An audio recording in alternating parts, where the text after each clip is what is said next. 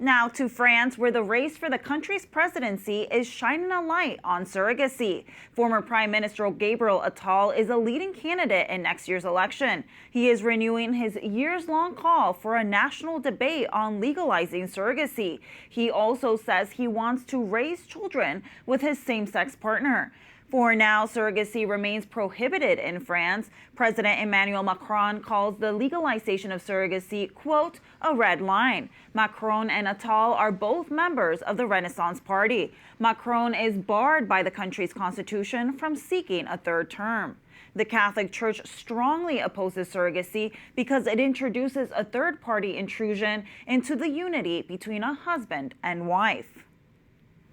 For more, we turn to Bryan Lawrence Gonsalves, EWTN News correspondent based in Europe, who has been following this story. Bryan, it's great to have you back. Tell us more about Gabriel Attal. He is one of the candidates for the 2027 French presidential elections.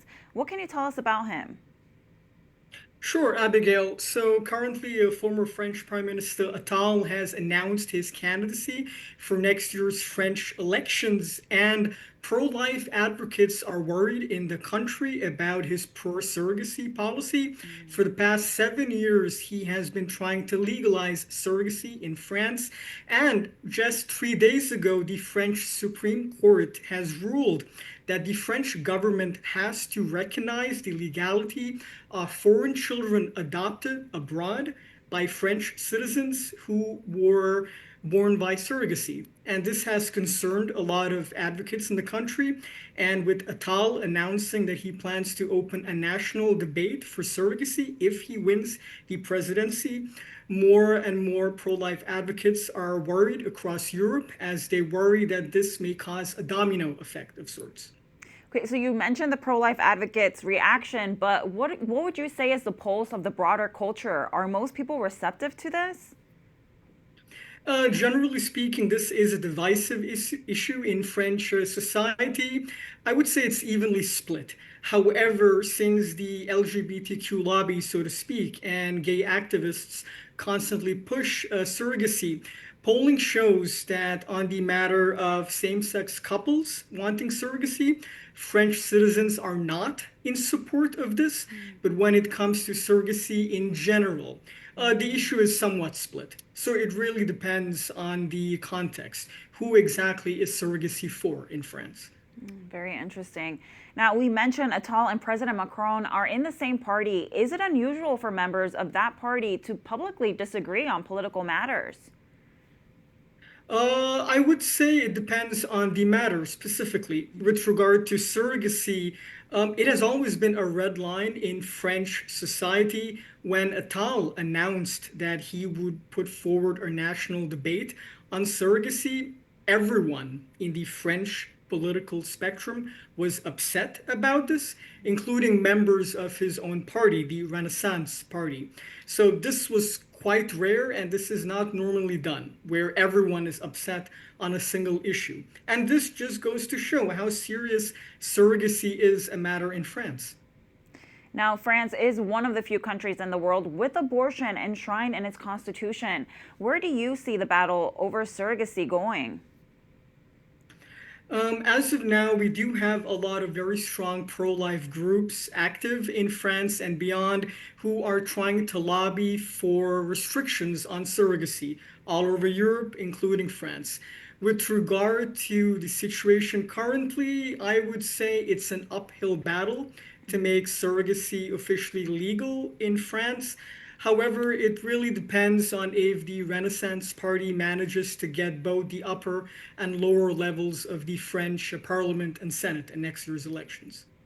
Okay, now staying in Europe, you recently worked on a story on the claims that Iceland eliminated Down syndrome through abortion. This has long been repeated in the mainstream media, including earlier last month. Can you tell us what are some of the things that you found?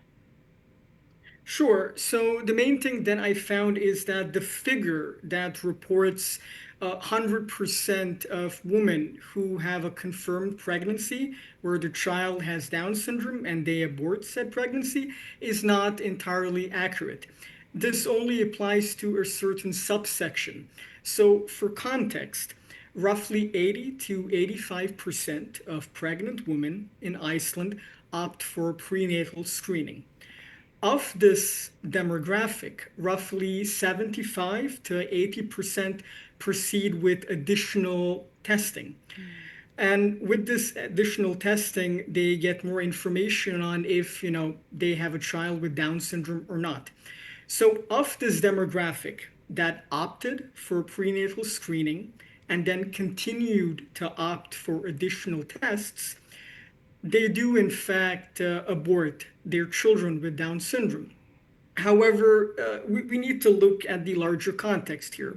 So in 2020, there was a study, and this study found that between the years 2012 to 2016, there were roughly 16,000 pregnancy screenings. Now, from these 16,000 pregnancy screenings, 44 women received a case where they were pregnant with a child who had Down syndrome. However, from these 44 women, 43 went for an abortion. One woman continued her child to term. However, during the same time period, there were 12 children born with Down syndrome in Iceland. And this is a result of women who did not opt for prenatal screening. And this also accounts for women who underwent prenatal screening and decided to not continue that forward, and women who underwent prenatal screening but got different results. So, in essence, so to speak, there are children being born in Iceland with Down syndrome, but it is not much. There is still a very high rate of abortion going on. Well, Bryan, thank you for breaking that down for us, and thank you for joining us today. My pleasure, Abigail. Thank you.